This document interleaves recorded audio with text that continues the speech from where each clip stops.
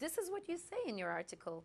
Economic data provides little cause for celebration. So no time for celebration, no champagne, no Santa rally, no New Year's Eve celebration. What are we seeing? Well, I'm the first one to go for a celebration. So I'm going to celebrate whether things are good, whether things are bad. But economically, I don't see much to celebrate. The people are unemployed. We still have a very elevated unemployment rate. We have incomes, once adjusted for inflation, are really contracting. So consumers have to work twice as hard just to get to where they have been and earn enough money to spend where they have been. And basically, incomes are the future, are the fuel for future spending. Right? To promote additional spending. Yes. And if you don't have that, it's like having an empty gas tank in the car. You can't go very far with no gas. And basically, that's exactly what the situation is with the earnings. They're just not there. So what do you want to see? What level does it need to be? What do you want from them? You want to see more people employed. You want to see a pickup in incomes and wages and salaries. And again, that's not coming. A lot of businesses are very reluctant to hire. They're reluctant to pay a lot of people money. Any hiring that we have had since the bottom of the recession has come at a reduced rate. So people who were making, I used to make $100,000, now I'm only making 50. Hey, I got a new job after 2 years of unemployment. I was making 45,000, now I'm making 30,000. So with the payroll tax and then that doesn't help either. 160 million people's paychecks are going to be reduced. They are going to be, so that's less money. Again, that's less money that they have to go out and spend, which means, and consumer spending is 70% of the economy, so that's less spending or less activity that the GDP can grow. So you have a slow or stagnant economic performance.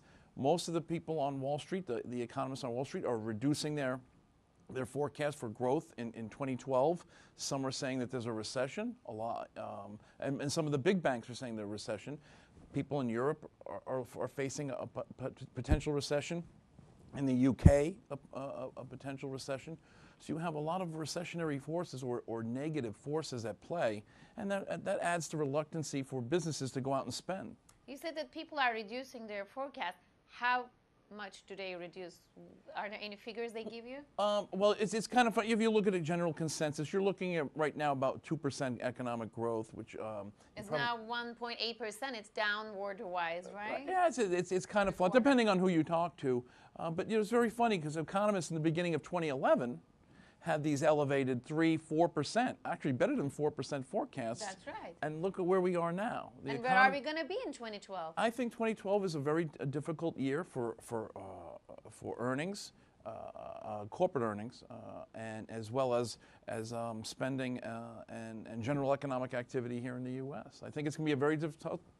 I don't know that it's definitive recession, but I certainly suspect that there's an increased likelihood of a recession, perhaps in the first or second quarter. Oh, you expect a recession during the first quarter. Yeah. So what is your GDP, what is your number in terms of growth for right now I haven't done the numbers because the numbers just came out, and I haven't revised any of the models and things, but I suspect it would probably be 1%-ish, maybe a little lower than that, maybe a little higher than that for all of GDP in 2012. Again, not strong enough economic growth to engender or to promote job creation, which is really what we need to get the economy back on track. But the equity market gets happy when they see this unemployment going down 4,000 and coming, staying below 400,000. See, the problem with that, with looking at that number is everyone looks at the first-time claims. Right. That's when people are lining up. That means it doesn't tell you anything about hiring. It just tells you they're not firing like they used to, which is good, which is a positive thing. But at the same time, they're not looking at the continuing, extending, and emergency claims, which are still elevated, and in fact, three times the normal high. Oh my goodness. Yes, and no one talks about that. That's the hidden problem. So in three these times more than the normal price, which is around. Which about 3.8 million. 3.8 million people that are receiving extended. We need to take that into consideration. You're That's right. exactly right. Otherwise, you never had emergency claims. You never had extended benefit to an extent. You never had that. You add all these together, now you start to see that the numbers are really not that pretty when it comes to unemployment benefit insurance. And Michigan consumer confidence, that was rising to 69. Yeah, but that's still recessionary levels. You know, you have over 46 million people in this country on food stamps. That's There are right. only 308 million of us. So there are a lot of people, a good percentage, It is a very incidentally, big percentage. that are below poverty.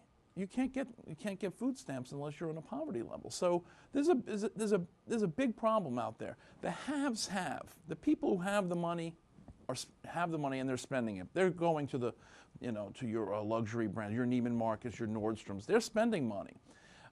The have-nots, the people on the food stamps and the poverty, don't have money, and they're in real dire straits. They're in real bad times. The middle class is not rising; it's actually declining, and towards that lower half. And that seems to be the problem, because now they don't have the money or the employment status to help promote, again, the economy and get it going. Thank you so much. Well, how about the equity markets? And that's my last question. I see that you're bearish in their economy. How about the equity markets? What are we going to see in 2012? Is there a light at the tunnel, especially in terms of the Europe? You know what? Crises? I don't like talking about the stock market that much because I don't. I'm an economist. I know that. But the things that I've been reading in the Bloomberg Orange book, which is these anecdotes that corporate CEOs put out in their earnings statements, and they talk about the economy. And I put this in this big book, and it's a very popular book at Bloomberg here. It looks like they're getting margin squeezes. That is, the amount, they're facing higher costs, particularly commodity costs, and they can't pass it on to the consumer because the consumer's not willing to pay that much money.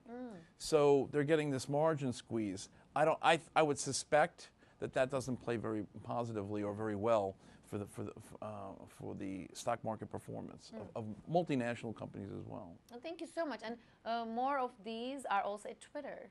We can Yes. follow you at Twitter. Yes, Can you yes. tell us? Yamabear1.